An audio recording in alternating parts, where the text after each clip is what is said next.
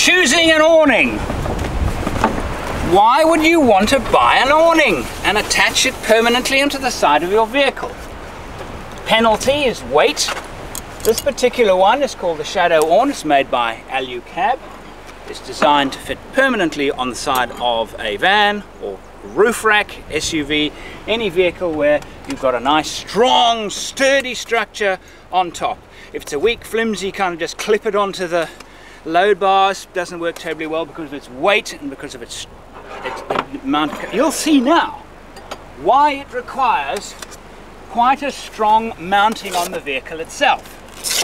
Now you might think that something like this is wonderful, and yes, in a way it is, but in a way it isn't.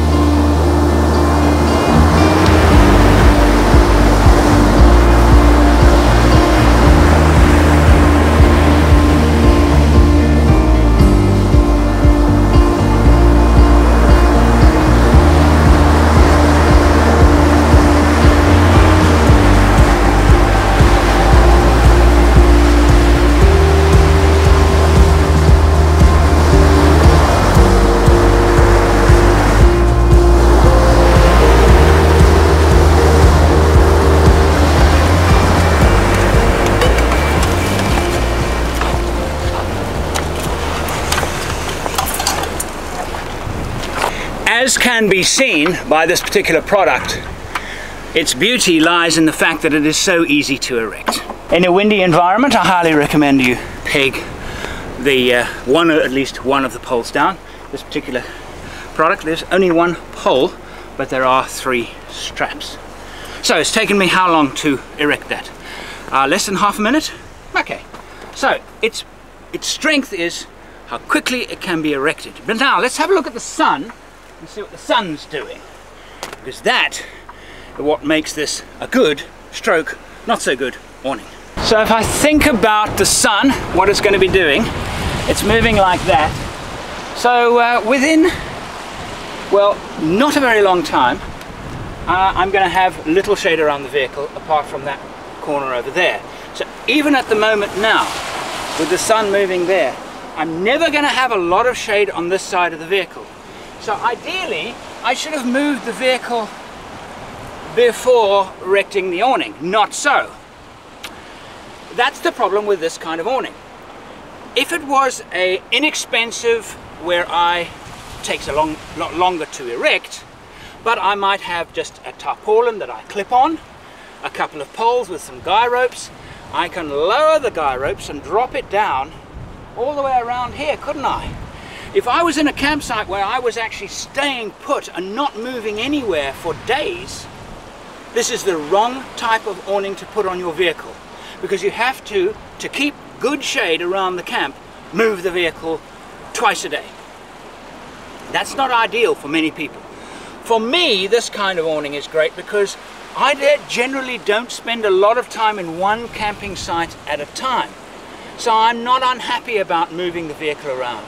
To me, what's more important is that if I pull up at the side of the road and I want to have a coffee and a sandwich and I need some quick shade, I've got quick shade because I can just look at the sun, turn the vehicle, and I've got shade within 30 seconds. Putting it away is almost as quick. If I'm now going to park on this beach for a week,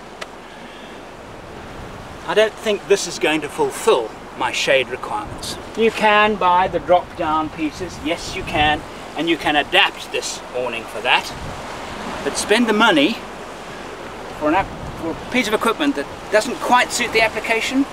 I probably wouldn't have this kind of awning if I was the kind of person that likes to set up a camp and stick around for a week. There will be quite a few people that watch this video that will ask the question about the AWNING awning. The previous review, I took it off YouTube, and I'll tell you why. I mentioned that there was a weakness in the design, and it was this cutout here, and that weakness could cause these arms to break. Yes, they could. But what people were getting out of the video was that this was a weak awning and that was prone to breakage, particularly at this spot. That was not the case. The video wasn't serving its purpose. The video was to tell people about the Alucab awning and actually say it's a very nice product and I'm keeping it on my vehicle, and I do not consider it to be a weak product. Whether I consider that or not a weakness in the design is not really that important. Will it withstand a good strong wind? Answer is yes. And in the previous video I probably got my wind speed measurement wrong. The point I'm making now is that if you were considering the Alucab awning, saw my video and said, oh no, it's weak. It's not weak. It's no weaker than any other awning on the planet. It's a good, strong, well-made product, and that's the practicalities of it. Quick, fast and easy, and a good 270-degree shade. Another thing about strength and damage to awnings. An awning is at its most vulnerable when it's being packed away, because then everything is loose. And the wind can grab it and bend it, because right now this is stretched tight. It's being pulled flat. So the wind has to do a lot more work to actually... Why 270-degree shade? How can I put this in simple words? If you're thinking about just a shade that comes out of the side of the vehicle, earlier on in the video I was talking about moving it around. With something out of the side of the vehicle, you don't move it 2 times a day. You move it 4 times a day. Okay, yes, they are quick and easy, not quite as quick as easy as these, most of them.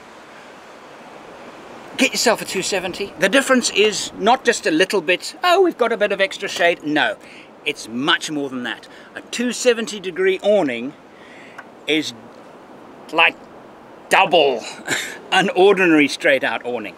It's worth the extra money. Really, it's worth the extra money. My favorite camp breakfast, fruit salad. That's after bacon, eggs, sausages. I was just gonna say. So I'm unable to give you specific recommendations on a lot of products, because I'd have to take all of these different awnings, there's so many on the market out, and test each one and review each one, and that's not something that is easy to do. But I want to help you decide how to select the right one.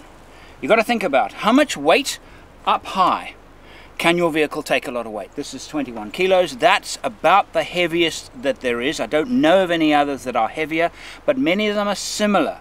You've got to think about that extra weight. How much weight have you already got on your roof rack, the weight of the roof rack itself, etc. And now will your vehicle become unstable, unsafe? That's first thing. Secondly, do you want 270? We've mentioned that before. I think absolutely, if you can, go 270. Do you want the quick erect type awning where you have no, the poles, the fact that there are no poles or few poles down is really nice. Is it a deal breaker? No, it isn't a deal breaker. For example, there's a Easy Awn product that has poles that you should put down but don't have to put down. It's not as strongly built as this. It is considerably lighter and a very nice product. I think it's called a Batwing 270. Have a look at it. It's very, very nice. But again, you can't tilt the arms down, so you can't adjust shade apart from it's either open or it's not, so you have to move the vehicle.